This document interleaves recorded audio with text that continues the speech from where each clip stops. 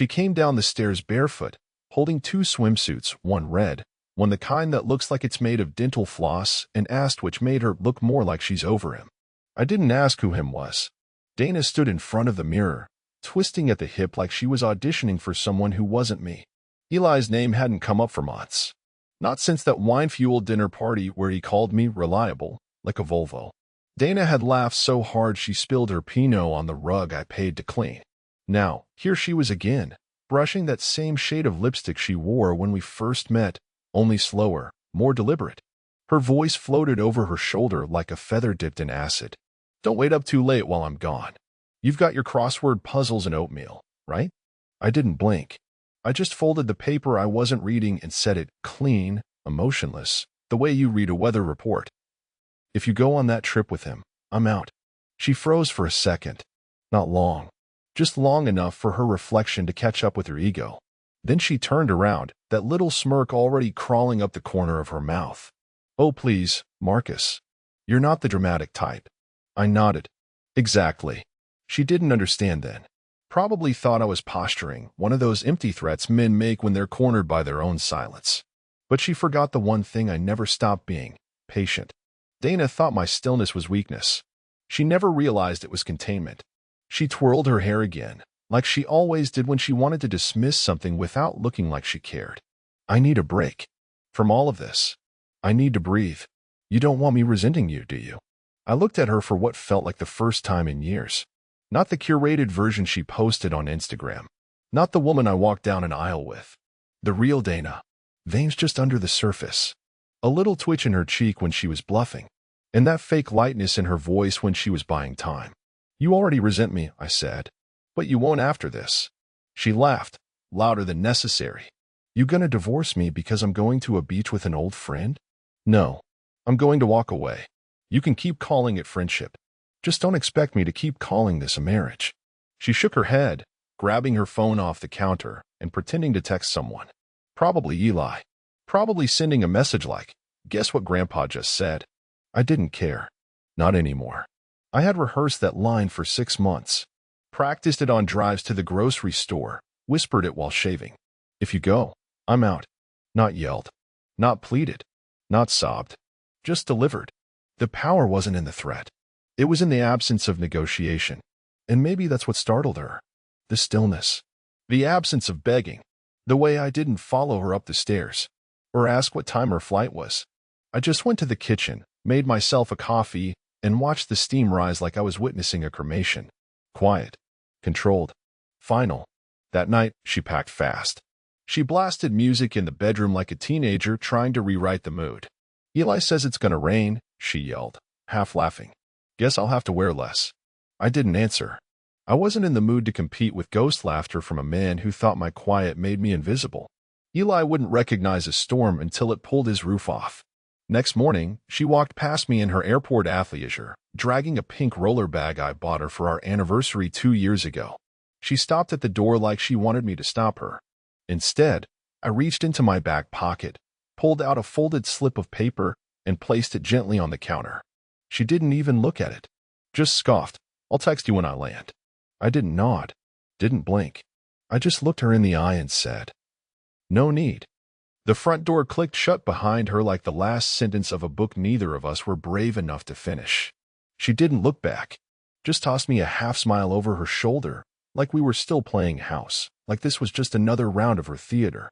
The kind of smile that says you'll be here when I get back, because you always are. She didn't notice I hadn't made coffee, that the crossword wasn't open, that I wasn't even sitting. I was waiting.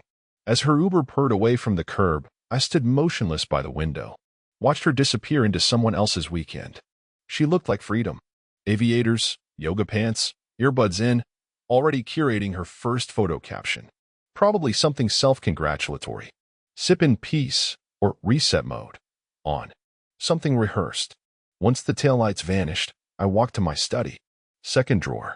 Left side. Beneath the useless warranties and old insurance policies. The envelope was still there. Still sealed. Plan D printed in block letters across the front. Not Plan A. That was marriage. Plan B had died in couples therapy when Dana said, I just don't think emotional loyalty is sustainable. Plan C had been silence. Now, we were here. Plan D wasn't a tantrum. It was an architecture. Layers of documents, contingencies, timing protocols. Not to punish her, but to uncouple, efficiently, quietly, strategically. The envelope contained the full trust restructure, finalized months ago but not yet filed. A quitclaim deed transfer for the beach house she never asked about. A new lease agreement, pre-signed by a tenant I had vetted for over a year. A letter addressed to Clark and Wynn law offices with only one line underlined, initiate effective immediately. I took it out, smoothed it on the desk, and looked at my hands. Steady. No tremor. Not even a flutter in my chest. Then I picked up the phone. First call went to Gregory Wynn. 6 rings. He answered with the usual dry tone that said he was mid-chess match or divorce court. Same energy. Proceed, I said. He paused. Today? She's airborne. Click. That was it. No explanation needed. The man's retainer had been quietly bleeding my account for over a year in preparation for this exact call. No billable hours wasted on pep talks. Second call, Rachel, my niece. Our only regular house guest. Dana barely tolerated her, always calling her quiet and a little judge why. That's because Rachel actually noticed things. Like which side of the bed Dana started sleeping on when she stopped touching me. Like the 6 new outfits Dana bought after bumping into Eli at that dumb art gala. Is it time? Rachel asked. I smiled, the first real one in weeks. Yeah, you good to meet Anna. Already on the way. He's where you said they'd be. In the kitchen. Hooked by the stove. All right. I'll stay until she's settled. We hung up. I returned to the envelope. Slid it into the FedEx packet already addressed and prepaid. Walked it to the door. No drama. Just logistics. As I sealed the flap, I caught a glimpse of Dana's handwriting on a post-it near the fridge. Pick up almond milk, smiley face, with a heart she'd drawn too perfectly, like it was part of a brand campaign. I didn't remove it. Let the heart sit there like an artifact. The last relic of a woman who believed I'd never move, never act, never leave. Because I didn't shout. Because I didn't throw plates or scroll through her phone at 2 a.m. But while she was sipping cocktails with Eli, letting him put sunscreen on her back like it meant nothing, I was sending the final paperwork of a life she no longer belonged to. She packed for the beach. I packed her exit. 3 days in. No calls. No texts. No fake, just checking in messages from Dana. Not even one of those passive-aggressive selfies women send when they want to look like they're glowing without asking if you're looking. Instead, it came from my sister. Text message. No greeting. No emojis. Just, you okay? Attached was the photo. At first glance, it was what you'd expect from a woman in a fresh rebellion. Dana in a neon bikini, holding a plastic pineapple cup, half turned toward the camera, half twisted toward someone just out of frame. Her hip popped like she was modeling for people who were supposed to regret her. But it wasn't the pose that caught me, or the drink, or the fact that Eli was behind her, shirtless, leaning in with the same smug half-grin he wore the night he called me dependable, like airport Wi-Fi. No, it was the caption, cheers to never settling. I didn't react right away. My sister probably expected anger, shock, some emotionally wounded emoji barrage. Instead, I stared at it like a puzzle. Let the silence in the room stretch. Then I tilted my head and zoomed in. Her sunglasses. Mirrored aviators. Bright, obnoxious, the kind influencers wear to hide how empty their eyes are. And in that reflection, barely visible, was a table. Not a poolside lounge table. No umbrella. No beach towels. It was a restaurant. White linen. Candles. 2 wine glasses. And a man's hand resting on hers. Not Eli's. The watch on his wrist was different. Silver face. Black band. Eli wore that gaudy smartwatch with a cracked screen. The one he kept tapping like it owed him money. This man's hand was older. Tanned. Confident posture. And her fingers weren't just resting. They were curled toward his palm. I pinched and zoomed until the pixels gave way. There, in the corner of the table, a bottle of Chateau Margaux. $600 a pop. Dana doesn't drink red. So this wasn't just a beach brunch with Eli the safe friend. This was a dinner. A real one. Intimate. Candlelit. With someone who wasn't supposed to exist. A third party to her alibi. And she had posted it like a trophy. never realizing that arrogance turns every detail into evidence. I set the phone down. No anger, just detachment. She thought the bikini would hurt me. She thought the caption would sting. She thought Eli was the poison. But Eli? Eli was a distraction. The real betrayal was always her pride. The part of her that wanted to be seen winning, even when she had to manufacture the scoreboard. My phone buzzed again. Rachel this time. Short message. Anna settled in. Curtains up. Keys duplicated. You're good. I texted back one word. Perfect. Then I returned to the photo. This time, not to inspect her, but to appreciate it for what it was. A snapshot of someone who had just given me full permission. She wanted to burn the bridge. Fine. She just forgot I built the whole damn town around it. The apartment was never supposed to matter. We bought it 7 years ago, back when Dana still talked about investing in something low risk. She called it her bored housewife fund. Said it gave her something to brag about during brunch without needing to actually lift a finger. But after the paperwork was signed, she never set foot in it again. Not once. Never asked about tenants. Never saw the new floors I had installed. Never noticed when the mortgage was quietly paid off. She had no idea that by the time she was posing in pool chairs with men who weren't her husband, this place had already become something else entirely. An exit strategy. I pulled into the back alley behind the unit, clean, quiet, discreet. The kind of place no one posts on Instagram, but everyone remembers when life turns sideways. The windows were spotless. The new curtains drawn. There was no damage to repair, no memories to erase. Just blank walls and fresh paint. A clean slate. A stage.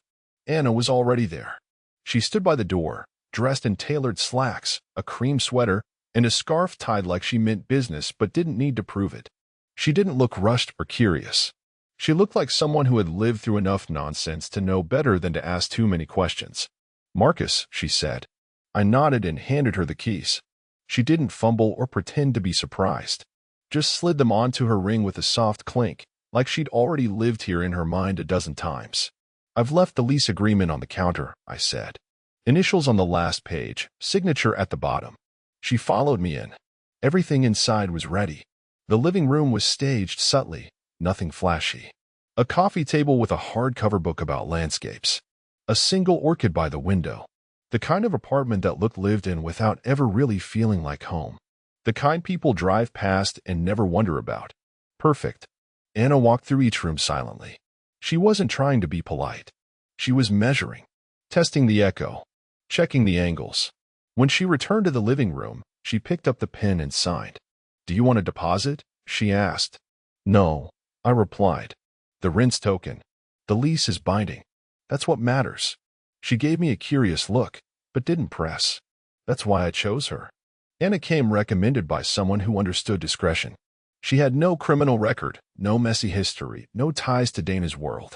A former real estate executive who'd walked away from her last firm the moment it went public. Retired early. Widowed. No kids. Liked quiet things. I walked her to the door. Before she stepped out, I said, It's yours now. Just don't mention me. To anyone. She smiled. Not warm. Not cold. Just enough to say understood. Silent as Sunday, she replied. The door closed softly behind her. No click. No drama.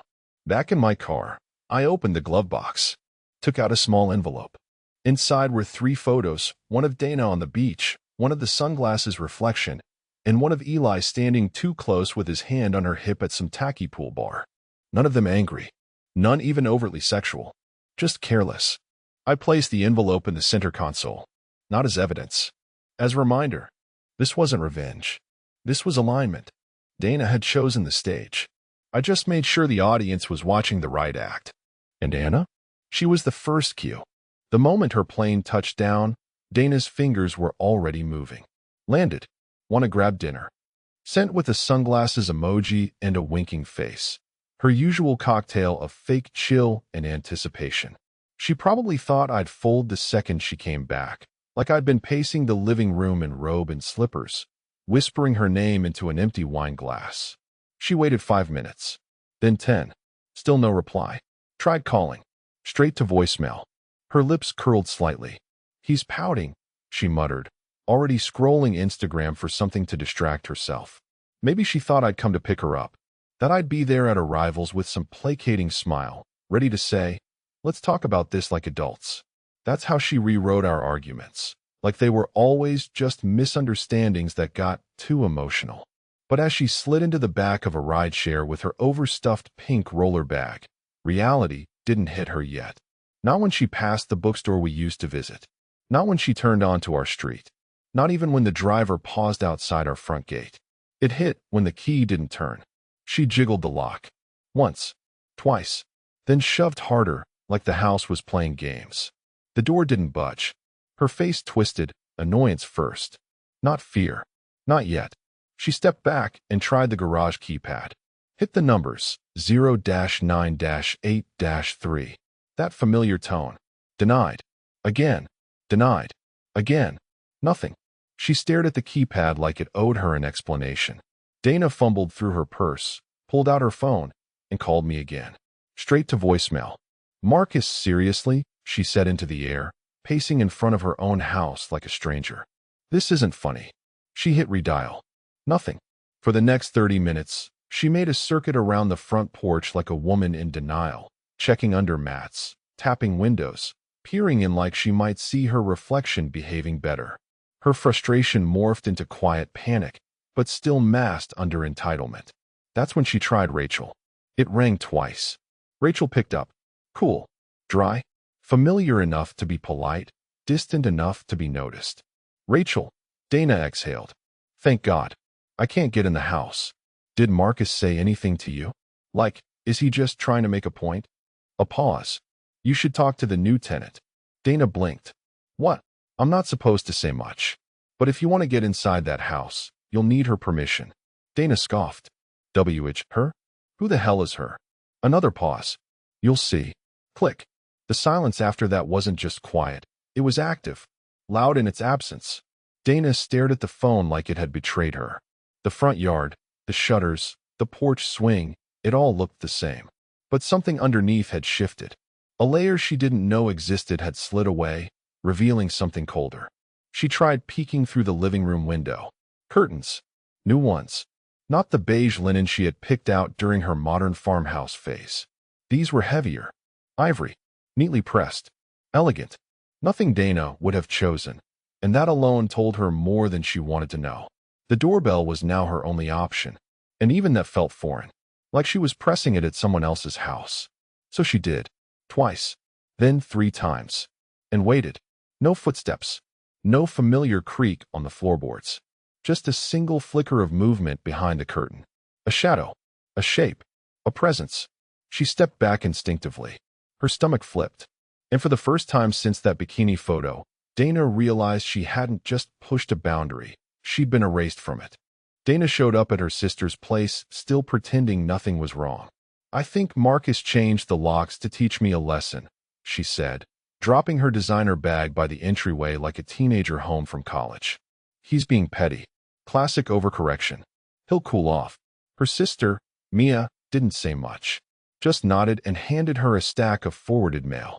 Dana flipped through it like it was junk. Department store catalogs. A credit card offer. One thick envelope, marked private and confidential, caught her eye. The return address, Clark and Wynn Law Offices. Her fingers hesitated.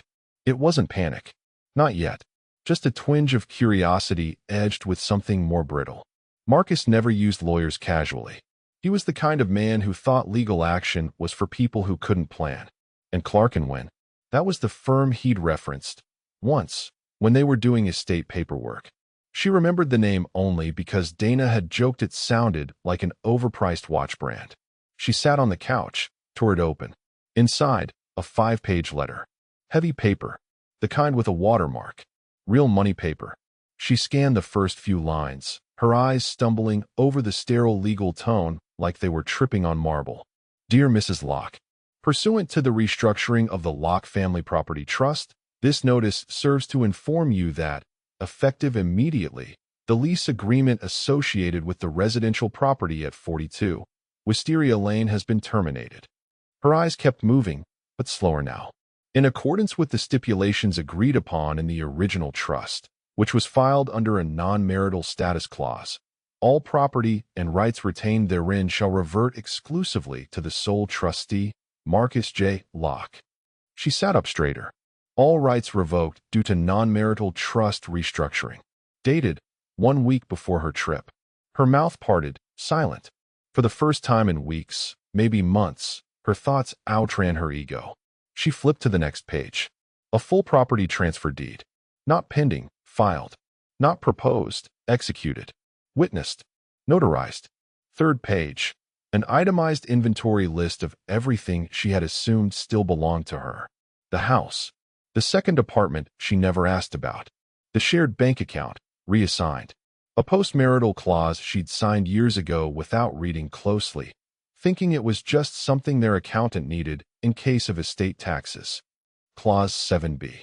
Trustee reserves the right to restructure holdings upon evidence of extramarital affiliation, breach of fiduciary confidence, or abandonment of residence for more than 48 hours without notice. She dropped the packet like it had burned her. Abandonment. 48 hours. She'd been gone 6 days. Her phone was already in her hand before she realized she didn't know who she was dialing for. Marcus wouldn't pick up. Rachel wouldn't say more. Her sister was pretending to fold laundry in the next room, but Dana could feel the judgment vibrating through the walls. She scrolled back to her own Instagram post, the bikini one. The caption, "Cheers to never settling." Now, it read like a suicide note in disguise. The room spun slightly. Dana stood up too fast and caught herself on the edge of the couch.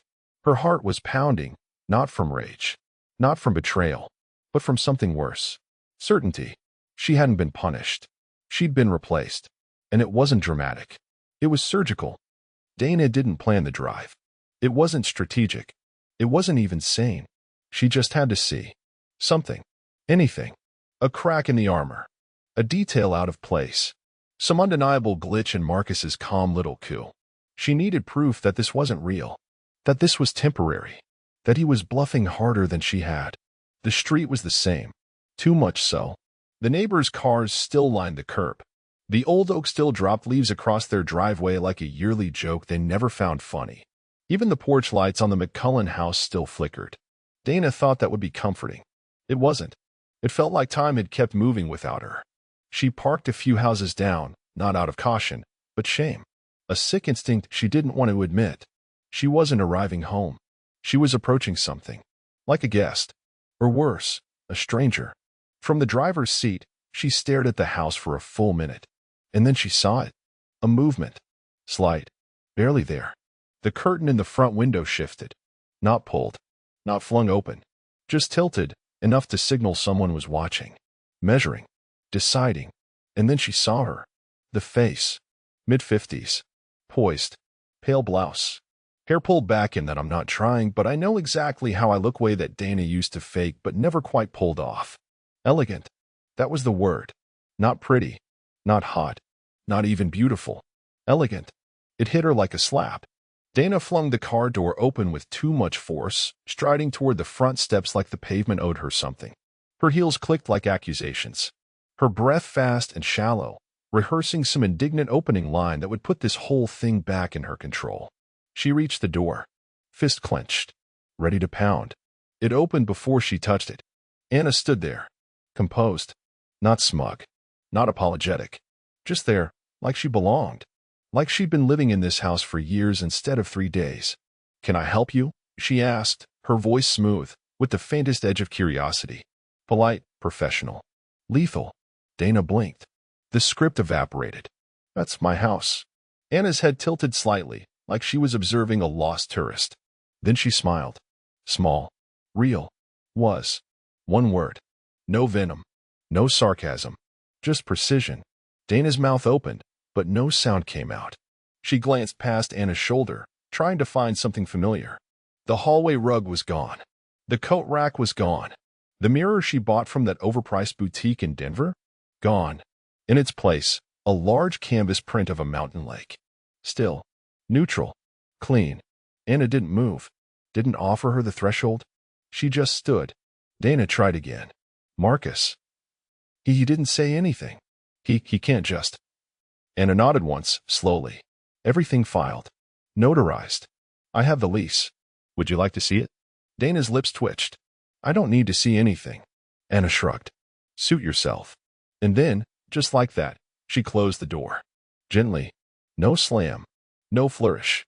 Like she was sealing off the past. Dana stood there, fist balled, eyes hot, face burning. She wasn't just locked out. She'd been replaced by someone who didn't even need to try. No affair. No drama. No trashy soap opera twist. Just erasure. Quiet. Elegant. Complete. Dana picked the restaurant carefully. Not one of the flashy downtown rooftop joints with Instagrammable cocktails and velvet banquettes. No, this was calculated nostalgia, a quiet Italian place they used to visit back when things felt solid. White tablecloths, heavy silverware, real candles. The kind of place that whispered reconciliation. She booked a table for 6. Even included his sister. And Rachel. She thought it would send a signal, I'm still your wife. I still wear the last name. As if a table reservation and overpriced red sauce could rebuild what she bulldozed with a bikini pic and a caption about never settling. Still, she got dressed like she was going to win something. Soft curls. Diamond studs he gave her for their 10th anniversary.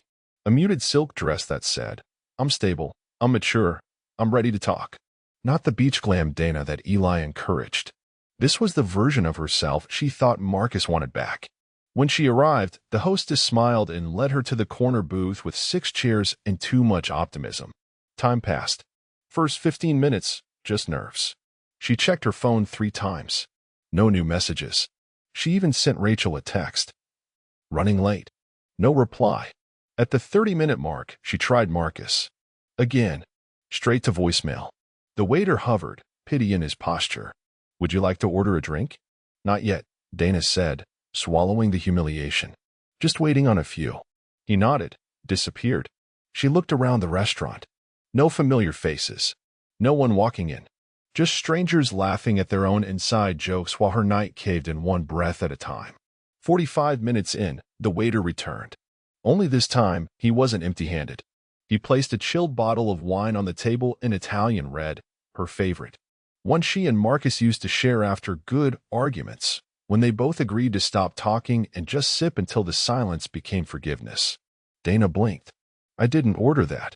The waiter gave a polite smile and handed her a small cream-colored envelope. Thick paper. Sharp fold. Classy. She opened it with a finger that trembled more than she liked. Inside. Congratulations on starting over. A former tenant. Her breath caught. She looked at the label on the wine bottle. A vintage from the year they bought the house.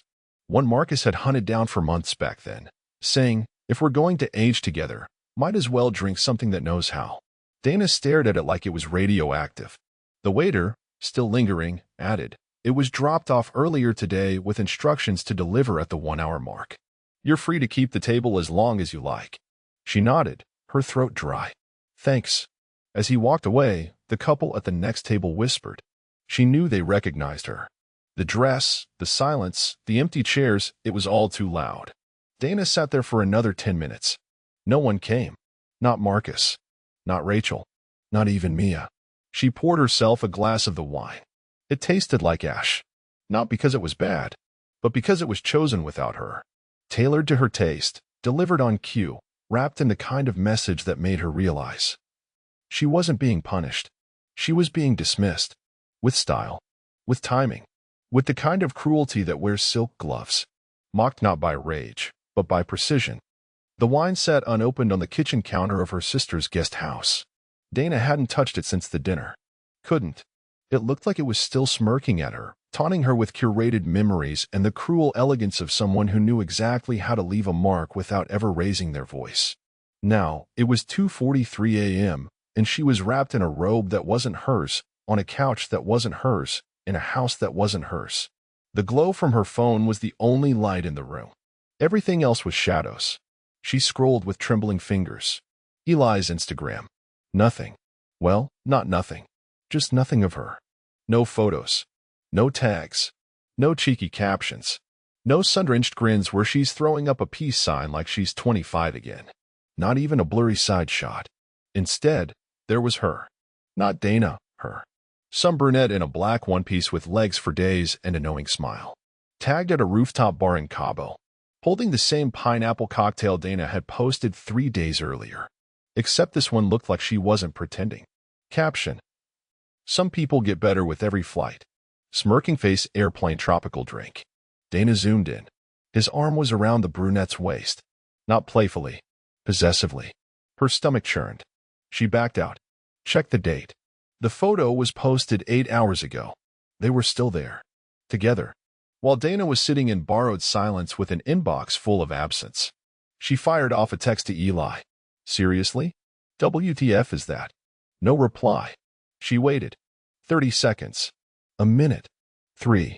Typed another. Was any of that real? Or was I just your placeholder? Still nothing. She switched apps. Opened her photo gallery. Scrolled through the vacation pics she had taken, each more performative than the last. Dana in sunglasses. Dana by the pool. Dana with the caption she thought would sting. Cheers to never settling. Now the words echoed like a taunt from her past self. She whispered them out loud. Mocked her own voice. Tried to laugh. Couldn't. Because settling? Settling would have been safety. Settling would have meant the man who made coffee without being asked. Who always parked her car facing out so she wouldn't have to reverse. Who remembered her mom's birthday even when she didn't. Marcus wasn't the punishment. He was the shelter she burned down to feel wanted. And Eli?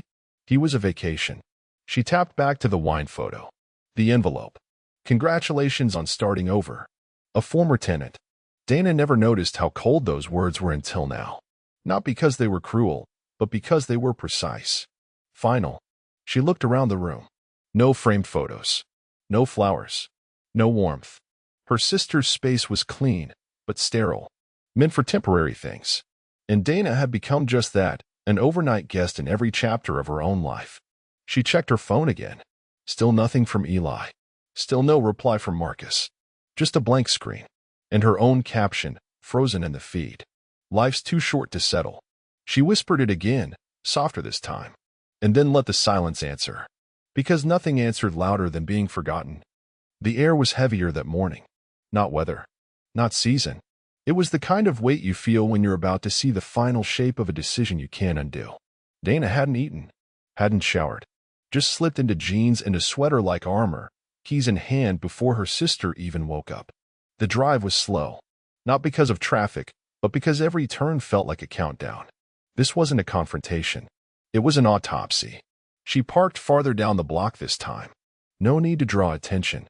Her old routine would have had her in heels, sunglasses, trying to control the scene before it started. But today she just needed answers. Something to explain how the man she thought was built from compromise had turned into a goddamn ghostwriter of her eviction. The front gate was open. The garden, her garden, looked better than it ever did under her care. The hedges were trimmed. Flowers blooming that she couldn't name. The kind of beauty that didn't scream for attention. Just was. And there they were. Anna, kneeling beside a flower bed, dirt on her gloves, straw hat tilted just so. Marcus stood beside her, holding a watering can like it belonged in his hand. They weren't touching. Weren't even looking at each other. But they were synced in a way Dana hadn't been with him in years. No performance. Just peace. Anna laughed at something he said. A real laugh. Full-bodied. Confident. The kind of laugh Dana hadn't earned in months. Dana's voice cracked before she even reached them. You moved her in? Marcus looked up. Calm. The same expression he used when checking a receipt or setting a thermostat. Not cold. Not kind. Just done.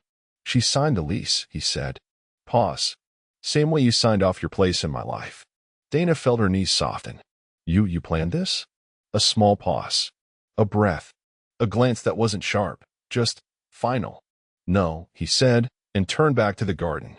I prepared. 3 words. And just like that, the house, the life, the years, it all folded. Not in fire. Not in fury. In distance. Anna stood. Brushed her gloves off. Looked at Dana not with pity, but with restraint. She knew. She knew the history, the pain, the ghost of marriage lingering between them, but she didn't flinch. Didn't step back. She didn't have to. She'd been chosen through silence. Through design. Dana wanted to scream. To cry. To say something sharp, cutting, memorable. But all she could manage was a whisper pathetic and small. She's boring. Marcus didn't even look up. You said that once, he replied. Right before I realized, boring stays. He turned then. Only halfway. Enough to meet her eyes. No rage. No regret. You made your move, he said. And with that, he turned back toward the garden. Toward the woman she once mocked, now pulling weeds from the soil of a life Dana never bothered to tend.